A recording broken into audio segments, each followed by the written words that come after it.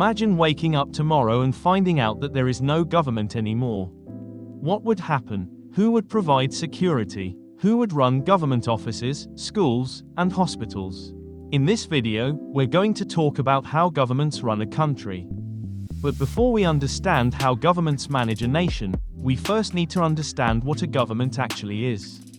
When most people hear the word government, they usually think of a president, a prime minister, or a few politicians. But in reality, a government is much bigger than just a handful of people. To understand it better, imagine a country as a massive company, one with millions, or even hundreds of millions, of employees and customers. In any company, managers have to make plans, create internal rules, solve problems, and make sure everything runs smoothly. A government does almost the same thing, but on a much larger scale. It is responsible for providing security, building roads, running schools and universities, supporting hospitals, managing the economy, and carrying out hundreds of other responsibilities. Of course, running a country is so complex that no single person can do it alone. That's why almost every country in the world divides power among different branches. If all power is concentrated in the hands of one person or one institution, the risk of abuse becomes much higher. For that reason, power is usually divided into three main branches of government. The first branch is the legislative branch. Its job is to write and pass laws. These laws determine what rights people have, what actions are allowed, and what actions are considered crimes. But simply writing laws isn't enough. That's where the executive branch comes in. The executive branch is responsible for enforcing laws and managing the day-to-day operations of the country. Government ministries, public agencies, and many public services operate under this branch.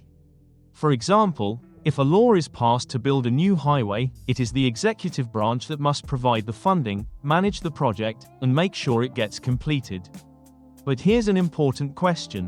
What happens if someone breaks the law? This is where the third branch, the judicial branch, comes into play. The judicial branch works to enforce justice by handling crimes, complaints, and legal disputes. But now there's another important question. All of these institutions and employees need funding and salaries.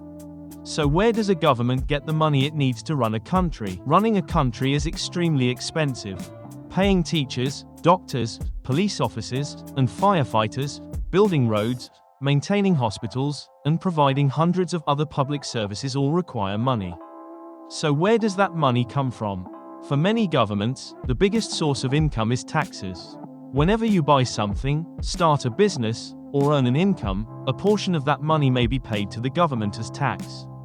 In other words, citizens and businesses help cover the cost of running the country through taxation. But taxes are not the only source of government revenue. Some countries earn large amounts of money from selling natural resources such as oil, natural gas, minerals, or by exporting various goods. Some countries have massive agricultural sectors. Others have large manufacturing industries and production facilities. And when a country receives a significant number of immigrants, consumption and demand for public services often increase, which can contribute to growth in the country's gross domestic product, or GDP. Now, once a government collects revenue, it has to decide where that money should be spent.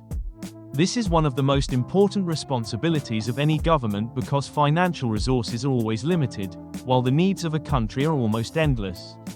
A large portion of the budget is usually spent on education, from building schools and universities to paying teachers and improving educational facilities. Another major area is healthcare.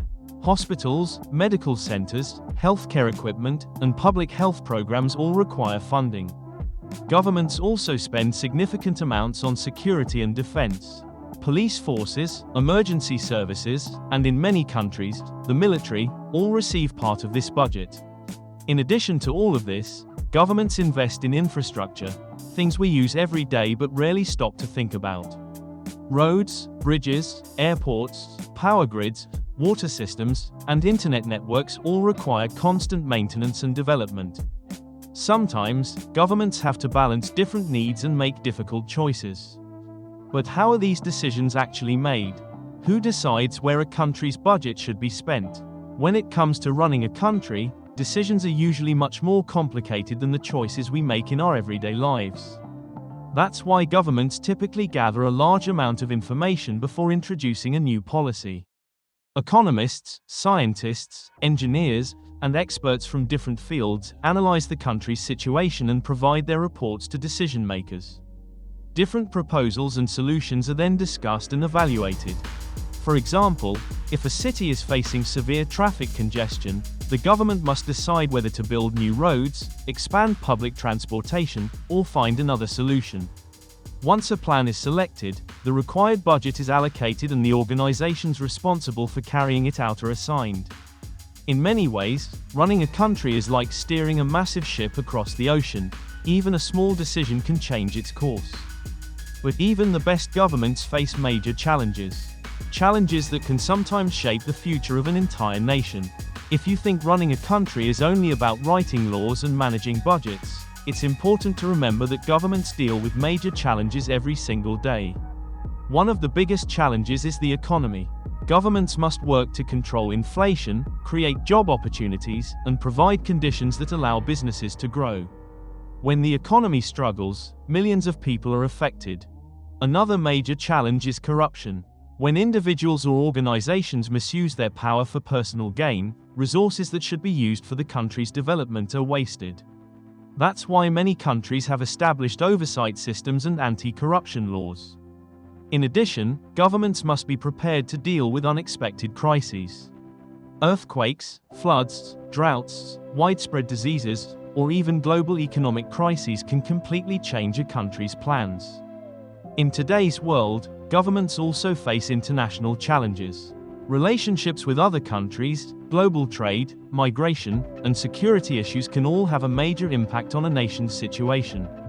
That's why running a country is never a job that truly stops. By now, we can see that governments are much more than just a few politicians. They are a vast network of organizations, laws, and people working together to manage and run a country. Of course, no government is perfect. Governments can perform well or poorly, and every country faces its own unique challenges. But without an organized system of governance, managing millions of people would be almost impossible. Now it's your turn. What do you think is the most important responsibility of a government?